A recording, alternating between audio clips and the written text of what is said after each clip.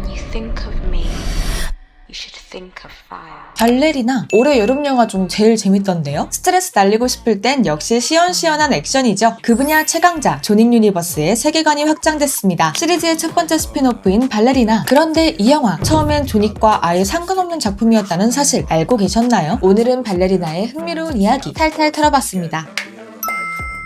발레리나의 시간적 배경은 조닉 3편과 4편 사이. 킬러 세계에서 파문당한 조닉은 한 극장을 찾아가 도움을 청하는데 당시 디렉터 아래에서 혹독하게 훈련받던 킬러가 바로 이번 작품의 주인공 이브입니다. 조닉을 암살자로 키운 루스카로마 소속의 발레리나이자 킬러, 동시에 아버지의 죽음에 얽힌 비밀을 쫓는 인물인데요. All of this for what? Is a собачки? Это была не просто собачка. 영화의 배경은 조닉이 루스카로마를 찾은 3편의 시점으로부터 약 2달 후 본격적인 킬러로 데뷔한 이브의 복수전을 담습니다. 조닉 시리즈의 팬이라면 반가울 수밖에 없는 작품인데 최고 회의의 규율 아래 놓인 킬러들과 살인이 금지되는 콘티넨탈 호텔, 손에 잡히는 모든 것을 무기로 활용하는 킬러들의 살벌한 에너지, 주인공이 가는 곳마다 일이 터지고 그가 만인의 표적이 되어 위기에 몰린다는 서사의 큰 틀까지 그대로 스핀오프의 이식, 기존 시리즈의 세계관을 그대로 이어받아 이브라는 새로운 캐릭터를 안정적으로 소개해냈다는 점이 돋보이죠.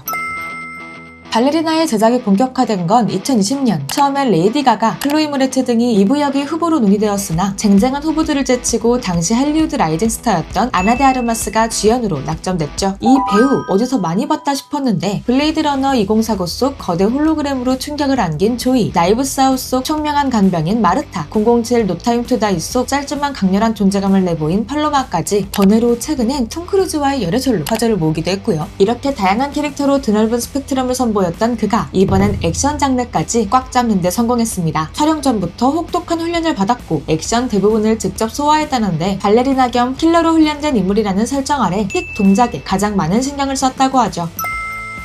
조닉 시리즈의 시그니처, 무자비하면서도 깔끔하고 세련된 액션인데요. 스핀오프 발레리나도 기대 이상입니다. 영화 시작 3분 만에 바로 액션이 시작되고요. 시선 쭉쭉 흡수하는 화려한 액션으로 장르 팬 갈증 충분히 채워줍니다. 아이 그래도 조닉만 하겠어? 걱정하실 분들도 있을 것 같은데 알고 보면 이브가 조닉의 기록을 넘어섰다는 것. 조닉 시리즈 팬들 사이엔 인물들이 해당 영화에서 몇 명을 죽였는지 영화마다 킬 카운트를 세는 전통이 있는데요. 1편에선 77명, 3편에선 85명을 킬한 조닉. 이분은 무려 90명 기록에 성공했습니다. 이쯤 되면 1분에 1명씩 킬한 셈이죠. 각종 활용 방법을 선보인 수류탄부터 스케이트, 중식도, 사무라이 검까지 손에 잡히는 모든 물건을 무기로 쓰는 이색 활용이 돋보이는데 개인적으로는 화염방사기가 최고더라고요. 마치 벌레를 박멸하듯 적을 휩쓸어 버리는데 복수의 화신을 하는 이미지와도 딱 맞아서 시각적으로도 굉장히 캐릭터와 잘 어울리는 무기였다고 생각되고요.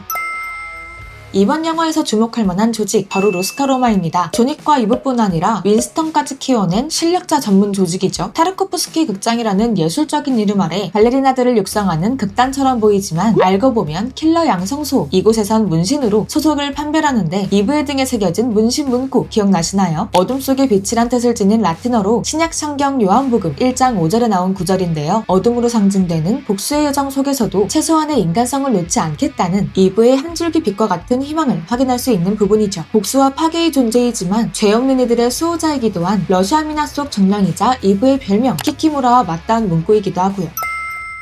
그런데 놀랍게도 이 영화 처음엔 조닉 영화가 아니었다고요? 2017년 각본가 셰이에튼이 쓴 원래 시나리오는 조닉과 전혀 다른 분위기의 B급 액션물이었습니다. 이 시나리오를 눈여겨본 라이언스게이트가 제작을 결정하며 발레리나 프로젝트에 시동이 걸렸는데요. 이 과정에서 셰이에튼이 조닉3의 각본가로 합류하며 두 세계관이 연결됐고 이후 작품의 영화화가 본격화되면서 감독 레나이즈먼, 아나 데 아르마스가 직접 고용한 여성 각본가, 에메랄드 펜넬 등이 합류, 무려 6명의 작가가 시나리오 작업에 함께했죠. 그런데 결과적으로는 셰이에튼만 최종 크레딧에 올랐다는 사실, 그 이유는 바로 재촬영과 함께 영화의 시나리오가 완전히 재편됐기 때문입니다.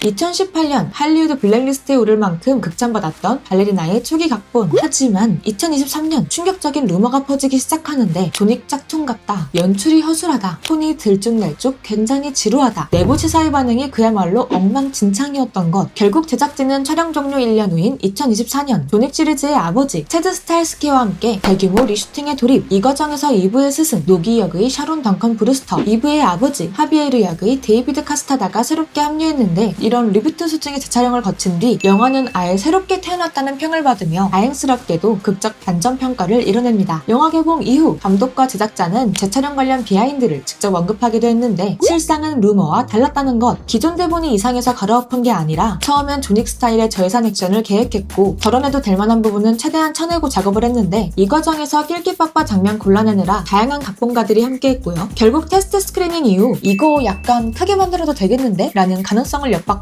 예산 문제로 촬영하지 못한 장면들을 후에 보완. 결국 재촬영은 망친 걸 되돌린 게 아니라 더욱 완성도 있는 영화를 만들기 위한 작업이었다는 후일담을 밝혔죠. 사실 중간중간 살짝 개연성이 떨어지는 부분이 있긴 합니다만 킬러들의 세상엔 일반인인 제가 모르는 어떤 룰이 있지 않겠습니까? 중요한 건 추가된 서사 덕분에 이브라는 캐릭터의 복수 서사에 더한 설득력과 몰입감이 생겼다는 것. 그런데 지금 우리가 만난 이브와 초기 설정이 꽤 달랐다는 점도 흥미로워요. 애초 이브의 모델이었던 존윅 3 속 루스카로 머신에 등장한 변수생의 이름은 루니였는데 Rooney, enough! 초기 시나리오 속 주인공의 이름 역시 루니 브라운이었고요. 애초에 복수를 원동력 삼은 인물이 아니었고 암살자로서 은퇴를 꿈꾸는 캐릭터였는데 마지막 임무 중 의문의 저격수에게 공격당해 결투를 벌이게 된 루니. 그 저격수가 극중 이브의 마지막 훈련 상대로 등장한 페트라였고 초기 설정에선 페트라가 암살자 조직 총통의 딸로 등장. 주인공 루니와 500년 전통의 암살자 길드와 맞서는 게 이번 작품의 주요 서사였다고 합니다. 더 놀라운 건 존윅을 뛰어넘는 고수의 B급 감성에 미친 상상력을 앞세운 작품이었다는 사실. 장면마다 누적 킬 카운트가 화면에 표시되거나 샤워 중 습격당한 주인공이 전신 누드를 펼치는 액션씬, 절벽을 폭파해 암살자 차량 행렬을 매몰시키거나 경쾌한 배경음에 맞춰 암살자 요양원 내 총격전이 펼쳐지는 장면도 있었으나 모두 삭제되었고요. 실제로 촬영된 장면 중 삭제된 씬도 있었으니 이브와 윈스턴 사이 벌어진 격투씬, 해당 장면이 편집돼 이안 맥셰인이 굉장히 서운해했다고 하죠.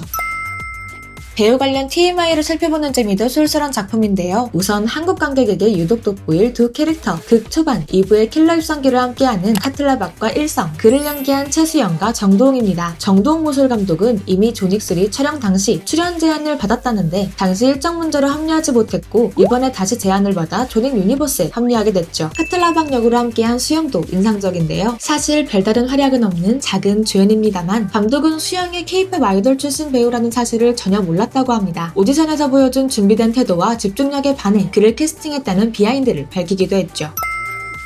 마지막으로 빼놓을 수 없는 이름, 타론 역의 랜스 레딧. Welcome to the continent. 이번 작품은 갑작스레 세상을 떠난 그의 유작이기도 합니다. 존윅 시리즈의 팬들이라면 마음 한구석이 찡해질 수밖에 없는 부분이죠. 올해 4월 제작이 확정된 존윅5. 혹시 이브가 그의 새로운 여정의 주력자로 등장할지 궁금해지는 가운데 여러분은 발레리나 어떻게 보셨나요? 댓글로 남겨주세요. 오늘 영상이 유익하셨다면 좋아요와 구독 부탁드리고요. 우리는 다음 영화 이야기에서 다시 만나요. 지금까지 코에토였습니다. 감사합니다.